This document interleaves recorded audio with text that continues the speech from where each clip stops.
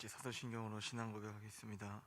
전능하사 천지를 만드신 하나님 아버지를 내가 믿사오며 그 외아들 우리 주 예수 그리스도를 믿사오니 이는 성령으로 잉태하사 동정녀 마리아에게 나시고 본디오 빌라도에게 고난을 받으사 십자가에 못 박혀 죽으시고 장사한 지 사흘 만에 죽은 자 가운데서 다시 살아나시며 하늘에 오르사 전능하신 하나님 우편에 앉아 계시다가 저리로서 산자와 죽은 자를 심판하러 오시리라. 성령을 믿사오며 거룩한 공의와 성도가 서로 교통하는 것과 죄를 사하여 주시는 것과 몸이 다시 사는 것과 영원히 사는 것을 믿사옵나이다. 아멘. 찬송가 420장 너 성결 기회에 찬양하도록 하겠습니다.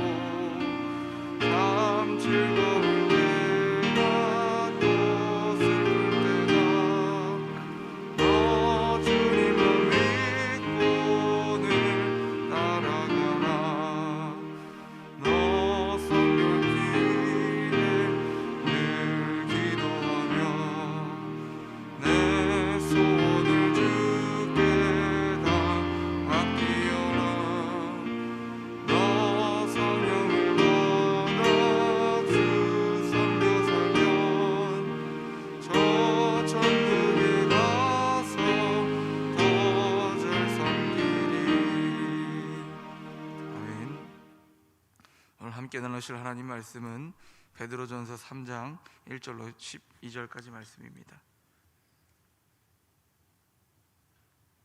신약 379페이지 베드로전서 3장 1절로 12절의 말씀입니다. 아내들아 이와 같이 자기 남편에게 순종하라. 이는 혹 말씀을 순종하지 않는 자라도 말로 말미암지 않고 그 아내의 행실로 말미암아 구원을 받게 하려 함이니 너희의 두려워하며 정결한 행실을 봄이라.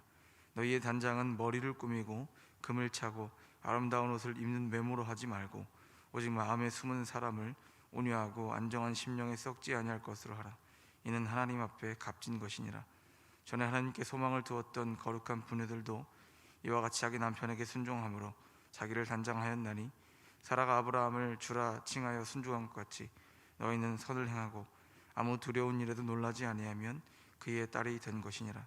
남편들아 이와 같이 지식을 따라 너희 아내와 동거하고 그를 더 연약한 그릇이요 또 생명의 은혜를 함께 이어받을 자로 하라. 귀히 여기라. 이는 너희 기도가 막히지 아니하게 하려 함이라. 마지막으로 말하노니 너희가 다 마음을 같이하여 동정하며 형제를 사랑하며 불쌍히 여기며 겸손하며 악으로 욕을 욕으로 갚지 말고 도리어 복을 빌라. 이를 위하여 너희가 부르심을 받았으니 이는 복을 이어받게 하려 하심이라.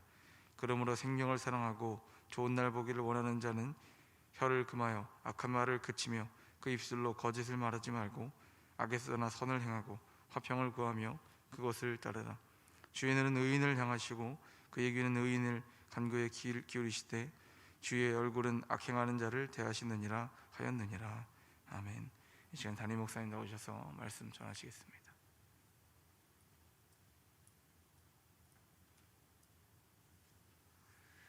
우리 함께 기도하겠습니다. 하나님 감사합니다. 목요일을 허락하시고 또 일주일의 중간을 지나가며 새벽에 주의 말씀을 듣기 위하여 함께 깨우고 온라인으로 예배드릴 수 있도록 인도하시니 감사합니다. 오늘도 주의 말씀이 들리게 하시고 그 말씀이 우리의 삶의 지표가 되게 하여 주시며 그 말씀을 통하여 우리의 영혼이 소생되고 또 세상이 변화되어 가는 과정을 경험할 수 있도록 도우시고 축복하여 주옵소서. 드려진 예물이 하나님 기도합니다. 말씀을 사모하는 귀한 믿음의 예물입니다. 하나님 말씀을 통독하며 거룩한 은혜가 있도록 인도하여 주옵시고 알지 못했던 것들을 깨닫게 하여 주옵시고 또 하나님의 은혜를 마음껏 누리는 시간 될 수 있도록 도우시고 축복하여 주옵소서. 주님께서 일하시고 역사하실 것을 믿사오며 예수님의 이름으로 기도드렸사옵나이다. 아멘. 오늘부터 어쨌든 성경 통독을 시작을 하게 됩니다. 제가 오늘 새벽에 오기 전에 우리 박지훈 목사님 사모님이 녹음하신 그 파일을 조금 듣다 왔는데 너무 잘 녹음하셨고 아마 개인적으로 읽으시는 분들도 괜찮고 또 보니까 유튜브에 녹음해 뒀기 때문에 그걸 틀어놓고 읽으시는 것도 도움이 될 거라고 생각이 듭니다. 중요한 건 말씀을 가까이 하는 훈련이라고 생각이 드니 남은 연말 동안 말씀이신 하나님과 더욱더 친밀해지는 시간 될 수 있기를 주님의 이름으로 간절히 축원합니다. 자, 오늘 본문 1절 말씀을 보면 아내들아 이와 같이 자기 남편에게 순종하라. 이는 혹 말씀을 순종하지 않는 자라도 말로 말미암지 않고 그 아내의 행실로 말미암아 구원을 받게 하려 함이니. 1절에 보면 중요한 단어가 아내라는 단어와 그리고 남편이라는 단어 그리고 순종이라는 단어 이 세 가지로 정리해 볼 수 있습니다. 이 세 가지 단어를 연결해 보면 아내는 남편에게 순종해야 된다. 이 말이 불편할 수도 있지만 성경은 끊임없이 이 부분을 강조하고 있습니다. 아내들이여 남편들에게 순종해라. 그런데 오늘 본문 1절 말씀에 보면 그냥 순종하라고 이야기하지 않았고 아내들아 그 다음에 뭐라고 되어 있습니까? 이와 같이라고 하는 표현을 사용하고 있습니다. 이와 같이 자기 남편에게 순종하라. 도대체 뭐같이 남편을 순종하라고 이야기하는가? 2장 21절 가서 보겠습니다. 2장 21절 가서 보면 같이 읽습니다. 시작. 이를 위하여 너희가 부르심을 받았으니 그리스도도 너희를 위하여 고난을 받으사 너희에게 본을 끼쳐 그 자체를 따라오게 하려 하셨느니라. 누구를 본받으라고 이야기하냐면 그리스도가 하신 것처럼 그리스도께서 하나님께 순종하셨던 것, 순종할 만해서 순종한 게 아니었습니다. 예수님도 십자가가 부담스러웠고 그 십자가를 지지 않게 하나님께 간절히 간구했던 적도 있습니다. 그런데 베드로는 그런 예수 그리스도를 이야기하면서 너희는 그리스도가 십자가로 순종한 것처럼 하기 싫은 일을 담당한 것처럼 아내들이여 남편들에게 무조건 순종하라. 어려운 이야기이지만 반드시 그렇게 해야만 한다고 성서는 우리에게 가르칩니다. 그것이 가정의 질서라고 이야기를 해요. 왜 그래야만 하는가? 1절 후반절에 보면 이렇게 되어 있습니다. 혹 말씀을 순종하지 않는 자라도 말로 말미암지 않고 그의 아내의 행실로 말미암아 구원을 받게 하려 함이라. 결국 우리가 아내들이 남편에게 순종해야 될 이유가 뭐냐라고 이야기했을 때 그 이유는 아주 간단합니다. 남편을 구원받게 하기 위해서, 남편을 하나님 나라로 이끌어가기 위해서 여러분들의 행실을 하나님 말씀 앞에 두렵고 떨리는 마음으로 온전히 순종함으로 나아가라 이렇게 이야기합니다. 말로 해서 되는 일이 아니라 행실로 하나님 나라를 선포하고 움직여가라 이렇게 이야기를 하죠.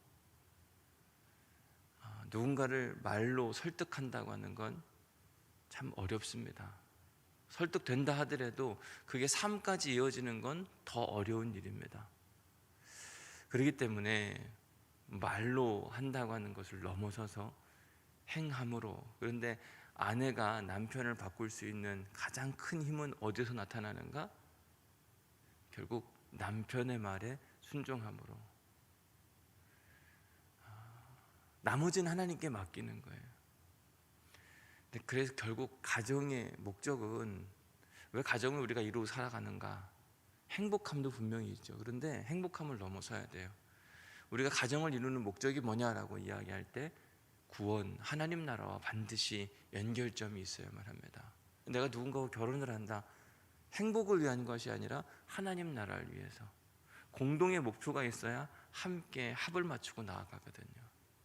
그렇기 때문에 우리의 가정의 목적이 어디냐, 방향성이 어디냐라고 이야기했을 때 함께 이야기할 수 있어야 되는데, 나는 하나님 나라, 선교, 구원을 위해서. 여러분, 남편이 구원받는 게 왜 중요하냐?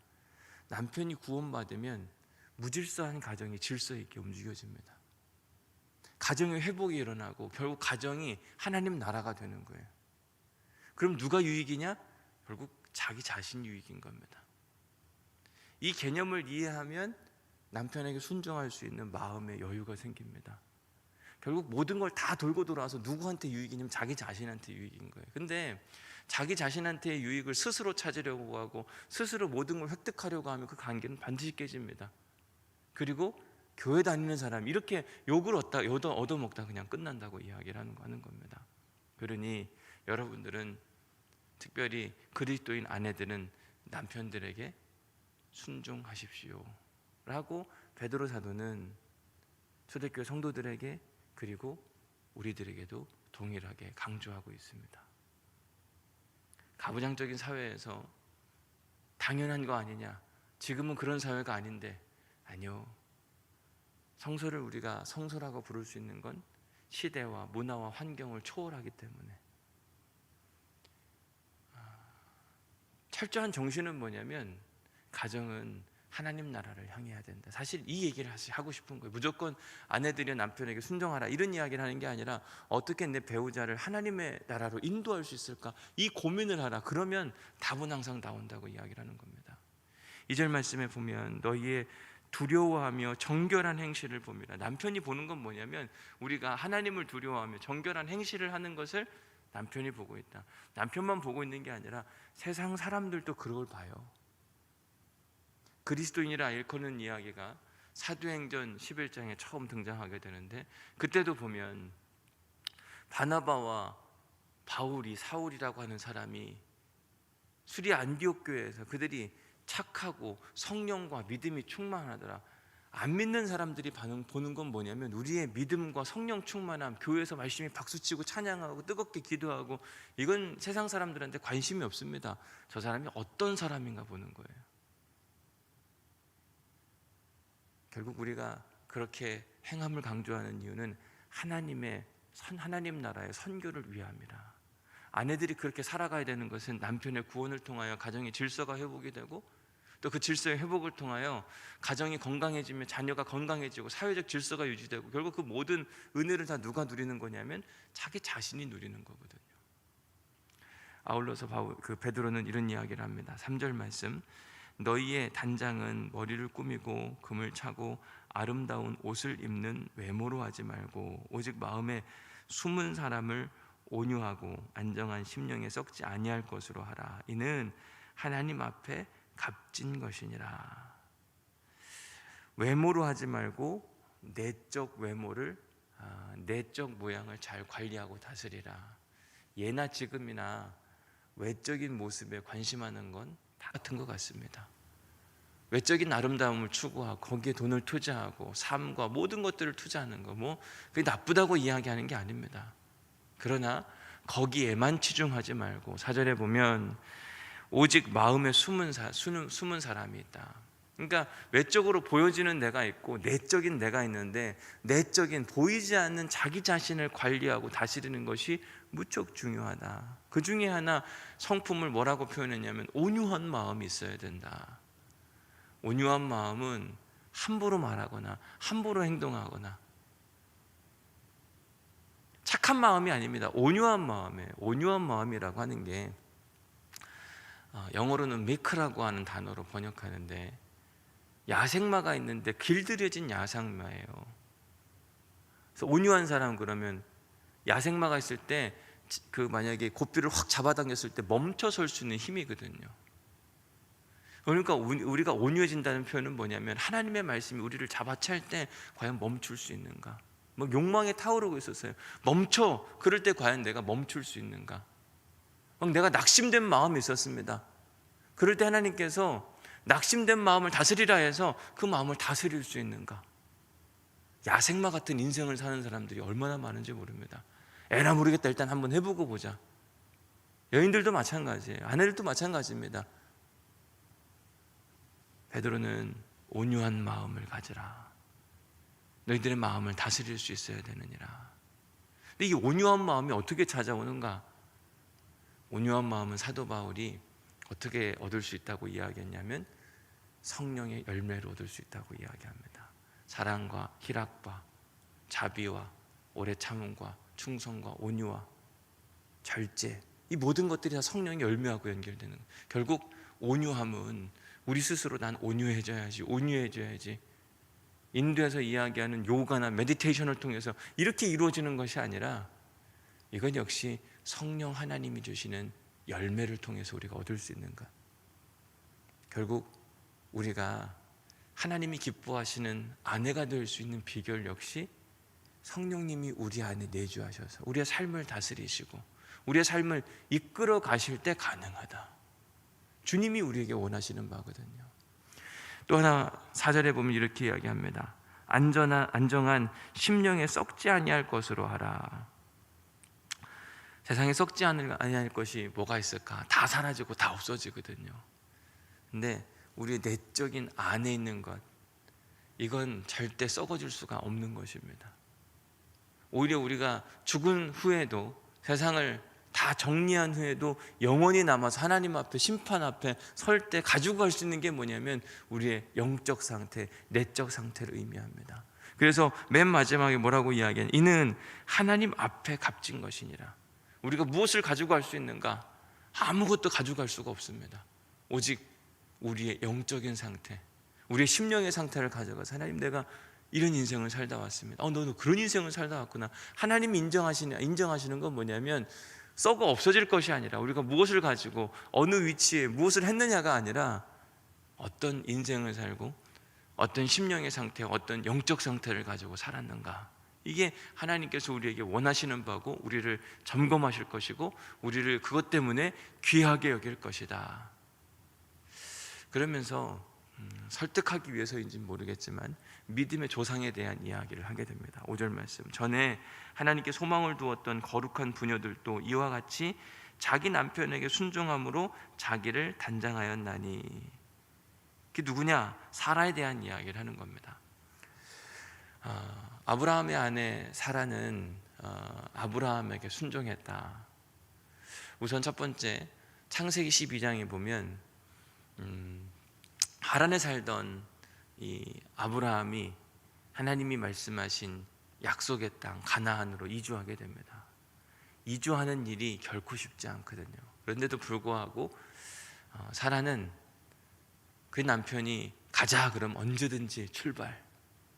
귀한 여인이었습니다. 가자 그러는데 못 가겠는데요. 그러면 정말 못 오거든요. 저도 만약에 제가 부산으로 가자 그랬는데 저희 아내가 못 가겠다, 이혼하고 차라리 가라 그러면 못 오죠. 아내의 역할이 정말 중요합니다. 뿐만 아니라 창세기 12장, 창세기 20장에 보면 아브라함이 두 번의 큰 실수를 하게 됩니다. 자기 아내를 자기가 혹여나 아픔이 당할까, 어려움을 당할까 고민하고 생각하는 마음으로 이복 누이라고 소개하고. 여러분 생각해 보세요. 제 아내가 있는데 누구한테 소개하면서 제 누이입니다. 뺨 맞을 일이죠. 말이 안 되는 얘기입니다. 그런데도 불구하고 사라는 그 모든 것을 우리 이렇게 하자 그러면 네, 그렇게 하겠습니다. 말이 안 되는 얘기거든요. 그런데 온전히 그렇게 순종해 감으로 결국은 믿음의 조상 아브라함을 만든 사람은 누굴까? 하나님이 만드셨지만 그의 곁에 누가 있었냐면 늘 순종하고 따라와주는 사라가 있었기 때문에 가능한 일이었어요. 결국 사라 없는 믿음의 조상이 가능하냐? 결코 그렇지 않다. 사라가 그러한 순종함의 일을 통하여서 한 천방지축의 남편을 믿음의 사람으로 만들어가는 그 과정을 누가 다 겪어냈느냐? 사라가 겪어냈다. 여러분, 그때마다 사라의 마음은 얼마나 속상하고 마음이 뭉그러졌을까요? 100세에 얻은 아들이 있는데 그 아들을 갖다가 자기도 모르게, 여러분 성경을 보시면요, 사라한테 아브라함이 막 그 상의했나요? 안 나와요. 혼자 갖다 그렇게 한 거예요. 100세에 얻은 아들을. 얼마나 속상하고 막 화가 났겠어요. 근데 그 모든 과정을 다 인내하고 지나갔더니 결국 믿음의 조상 아브라함이 태어나게 되거든요.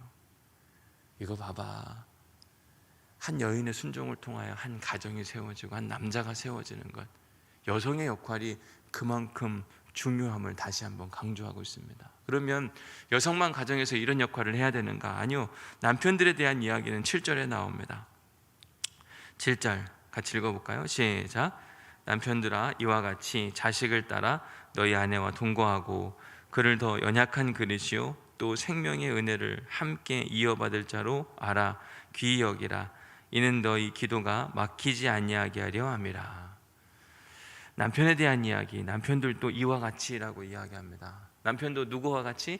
그리스도와 같이. 그리스도께서 고난을 받으신 것처럼 너희들이 아내를 대하는 방향성에 대해 이야기하는데, 우선 지식을 따라, 너희가 여성이 어떠한지를 너무나도 잘 알고 있지 않느냐, 그 지식을 따라 행동하는데, 첫 번째 해야 할 일, 너희는 아내와 동거해라, 함께 살아라. 근데 제가 헬라어 단어를 찾아보니까 이 동거하다라고 하는 표현이 어떤 뜻을 또 갖고 있냐면 to build up, 함께 무언가를 세워가라고 이야기를 해요. 즉 남편은 아내와 함께 살아가면서 함께 아내와 상의하며 한 가정을 세워가는 역할을 해야 된다. 혼자 독불장군처럼 어떤 일에 있어서 우위를 점유하는 것처럼 행동하지 말고 아내와 함께 상의하며 나아가라. 두 번째, 아내는 연약한 그릇 같으니, 너희가 그거 잘 알고 있지 않느냐. 연약한 그릇은 연약한 그릇처럼 다뤄줘야 되거든요. 연약한 그릇은 함부로 들고 함부로 던질 수가 없습니다. 존귀하게 대해줘야만 합니다. 깨질 것 같기 때문에 늘 사랑하게 주고 아껴주고. 아내들에게 우리가 어떻게 행동하고 있는가. 어제 한참 저녁에 집에 있는데 뉴스도 보고 이렇게 좀 저녁에 있었는데 제 아내가 분리수거를 하러 나갔더라고요. 그냥 가만히 있었거든요. 그래서 안 되겠더라. 연약한 그릇처럼 해야 되는데 얼른 옷을 입고 같이 나가서. 아내를 연약한 그릇처럼 생각하라고 하는 표현이요, 간단한 것 같지만 생각을 많이 하도록 만듭니다. 근데 생각보다 우리가 아내는 강하다고 생각해요. 아내가 강해서 강한 게 아니라, 제가 곰곰이 생각해 봤습니다. 오늘 새벽에 와서도 여자가 강한가? 여자는 안 강해요. 근데 여자가 강하게 행동해야 되기 때문에 여자로서의 이 강함을 드러낼 때가 분명히 있더라고요. 여성은 약한 존재, 그 약한 존재, 연약한 존재를 존귀하게 여겨줘라. 맨 마지막에도 그런 이야기합니다. 너희는 아내들을 귀하게 여겨라. 근데 귀하게 여기란 헬라어 단어가 티메라고 하는 단어를 쓰는데, 이 티메가 뭐냐면 존경하다, 아내를 존경스럽게 여기라고 이야기를 하더라고요. 자, 남편은 아내에게 존경, 귀히 여겨야 되고, 아내는 남편에게 순종해야 된다. 자, 존경과 순종, 어떤 게 더 어렵고 힘들까요? 존경이 있어요? 순종이 있습니다. 어떤 게 더 힘들고 어려울까요? 사실 둘 다 힘들고 어려운 일이에요. 이 말인즉슨 둘 사이에 어떤 우위나 어떤 대단한 우월성을 가지고 있는 것이 아니라 서로 사랑하고 존경하고 아껴줘라. 이게 하나님이 가정들에게 하시는 이야기입니다. 아내는 남편에게 순종하고, 남편은 아내에게 귀하게 여기고 존귀하게 여기고. 여러분, 이렇게만 살면 부부싸움할 가정이 없을 거예요. 근데 이것대로 안 되고 자기중심적으로 내가 행복하기 위해 저 사람을 시키는 거예요. 위험천만한 일. 성서적인 가정의 질서가 회복되는 것이 필요하다. 이런 차원에서 베드로는 초대교회 성도들에게 성서적 질서를 따라가라 강력하게 권고하고 있습니다. 바라기는 오늘 예배하는 여러분들, 온라인으로 예배드리는 여러분들, 아내로서의 역할, 남편으로서의 역할 충실히 감당함으로 말미암아 각 가정, 어느 가정도 깨지는 가정, 불안한 가정, 불행한 가정이 없으시기를 주님의 이름으로 간절히 축원합니다. 자, 8절 9절에 보면 이제 초대교회 성도들이 공동체 안에서 해야 할 일을 소개하고 있습니다. 8절 말씀 마지막으로 말하노니 너희가 다 마음을 같이하여 동정하며 형제를 사랑하며 불쌍히 여기며 겸손하며 반대로 악을 악으로 욕을 욕으로 갚지 말고 도리어 복을 빌라. 공동체에서 우리가 해야 할 일, 마음을 같이 하는 것. 어느 누구도 나누어져서 되는 일이 없습니다. 다 한 마음으로 나아가라. 동정해라. 형제를 사랑하라. 불쌍히 여기며 겸손하라. 이 교회가 가야 될 방향성이라고 이야기합니다. 악을 악으로 갚지 말고 욕으로 욕으로 갚지 말고 도리어 복을 빌라. 왜 그렇게 해야 되는가? 그 다음이 중요한데, 이를 위하여 너희가 부르심을 받았으니 이는 복을 이어받게 하려 하심이라. 하나님의 방향성은 뭐냐면 하나님의 복을 나만 받는 게 아니라 내가 복의 통로가 되는 겁니다. 나도 받고 저 사람도 받고. 그러려면 악을 악으로 갚으면 안 되고 욕을 욕으로 갚으면 안 된다. 마음을 같이 하고 사랑하고 동정하고 긍휼한 마음을 가져야만 한다. 하나님의 관심은 뭐냐면 우리가 복 있는 인생을 살기를 원하시는데, 나만 복 있는 인생을 살기를 원하시는 게 아니라 모든 사람들이 다 복 있는 사람이 되기를 간절히 원하고 계십니다. 그러려면 우리가 뭘 해야 되는가? 공동체 안에서 마음을 같이 하고 하나가 되어주고, 오히려 나에게 악을 행하는 사람들에게 복을 빌어주고, 오히려 나에게 욕을 하는 사람들에게 오히려 또 다시 한번 복을 빌어주고, 나는 그렇게 하기 싫다. 물론 그럴 수 있죠. 그런데 하나님 나라 선교를 위해서 그렇게 하라고 이야기하는 겁니다. 왜 우리가 그렇게 해야 되는가? 왜 그렇게 선교에 대해서 관심하고 남의 구원에 대해서 우리가 고민해야 되는가? 다니엘서 12장 찾아보겠습니다. 다니엘서 12장 3절.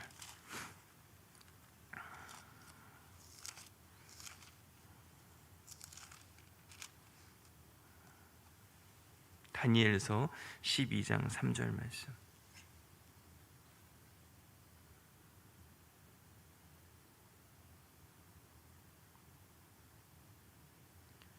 지혜 있는 자는 궁창의 빛과 같이 빛날 것이요.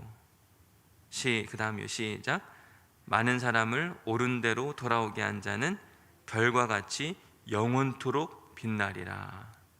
많은 사람을 옳은 대로 돌아오게 한 자, 많은 사람들을 옳은 대로 돌아오게 하려면 어떻게 해야 되는가? 오늘 본문으로 다시 돌아와서 악을 악으로 갚으면 안 된다. 욕하는 사람을 욕하는 것으로 함께 대응을 하면 안 된다. 마음을 같이 하고 사랑하고 보듬어 안고 함께 나아가야 된다. 거듭 강조하고 있는 모습을 보게 됩니다. 뿐만 아니라 예수님께서 뭐라고 이야기하셨냐면, 너희는 가서 모든 족속으로 제자를 삼아 아버지와 아들과 성령의 이름으로 세례를 주고. 여러분, 이렇게 하려면요, 내가 하고 싶은 대로, 내가 욕하고 싶은 대로 다 하고 악한데 하고 싶은 대로 다 해서 선교가 되어지지 않더라고요. 하나님의 선교는 철저하게 겸손과 철저하게 자기희생과 철저하게 십자가를 지는 믿음이 있을 때 한 영혼이 돌아오더라고요. 한 사람 실족하게 하는 건 너무 쉽지만요, 한 사람 구원받게 하는 건 너무 힘들고 어려운 일입니다.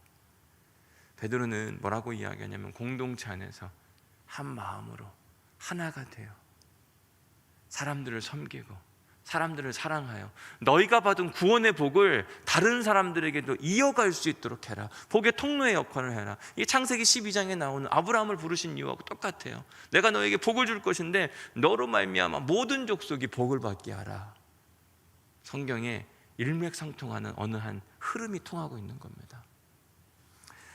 자, 10절 말씀 가서 봅니다. 오늘 본문 10절 보면, 그러므로 생명을 사랑하고 좋은 날 보기를 원하는 자는 혀를 금하여 악한 말을 그치며 그 입술로 거짓말을 하지 말고 악에서 떠나 선을 행하고 화평을 구하며 그것을 따르라. 마지막 날, 좋은 날을 보기 원하는 자. 좋은 날이라 함은 종말론적으로 보면 마지막 날 심판날을 이야기합니다. 주님 다시 올 그날, 우리가 하나님 앞에 설 그날이 좋은 날이 되기 위해 너희가 해야 할 일이 뭐냐? 혀를 금하라, 악한 말을 그치라, 그 입술로 거짓말을 하지 말라. 우리가 해야 할 일에 대한 명확한 이야기들을 하나하나 다 꺼내줍니다. 그리고 성경은 우리에게 막연한 걸 가르치지 않아요. 아주 구체적이고 실제적인 이야기. 우리가 막 입에서 악독한 말이 얼마나 나와, 어이구 저 인간 그러면서 거짓말이 얼마나 수시로 막 튀어나옵니까? 그러지 말라고 이야기해요. 왜? 좋은 날, 너희들에겐 종말론적 신앙이 있잖아. 하나님 앞에서 그날을 기대하고 꿈꿔야 되잖아. 너희들이 해야 할 일은 뭐냐? 11절, 악에서 떠나 선을 행하고 화평을 구하며 그것을 따르라. 선을 구하고 화평을 추구하라. 하나님이 우리에게 진짜 원하시는 바는 여기에 있는 겁니다. 이러려면 우리가 죽어야 돼요. 누군가나 죽지 않으면 절대로 선도 이루어지지 않고 화평도 이루어지지 않더라고요. 사실 한 발짝 뒤로 물러서기만 하면 모든 게 다 보이고 모든 걸 하나로 융합해 갈 수 있는데, 생각보다 그 한 발짝 뒤로 물러서는 게 참 어렵습니다. 잘 안 돼요. 근데 오늘 우리의 삶의 방향성이 뭐야만 하는가? 화평, 샬롬을 추구해야만 합니다. 그러니까 인사할 때도 샬롬, 인사하는 이유가 뭐냐면 나는 당신과 화평하기를 원합니다. 평화를 맺기를 원합니다. 우리 안에 끊임없는 화평의 사도, 화목의 사도. 예수님께서 이 땅에 오신 것은 하나님과 우리 사이를 화목하게 하려 하실 뿐만 아니라 온 우주 만물에 있는 것들 다, 모든 피조물들이 화목하게 되려 하심이라. 우리는 어디를 가든지 화평한 사람, 화목의 사람들이 되어야만 합니다. 마지막 12절입니다. 그러면 주의 눈은 의인을 향하시고 그의 귀는 의인의 간구의 귀를 기울이시되. 화평과 선을 행하는 사람들을 뭐라고 표현했냐면 의인이라고 이야기합니다. 그런데 그렇지 않은 사람, 악인인데 주의 얼굴은 악행을 하는 자들을 대하시느니라. 여러분, 하나님이 우리의 눈을 본다고 생각해 보세요. 우리 얼굴을 쳐다보고 있다.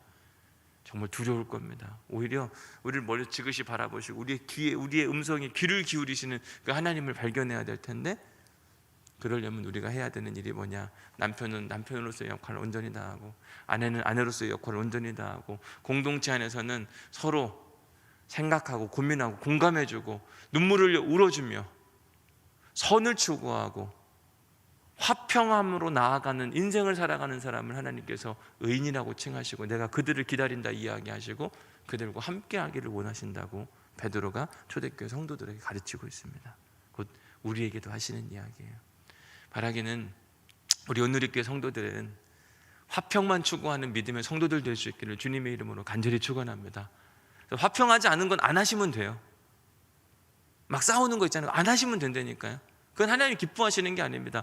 정의를 위해서라도 내가 싸우겠다, 아니요, 멈춰도 돼요. 그게 엄청 중요한 일 아니거든요.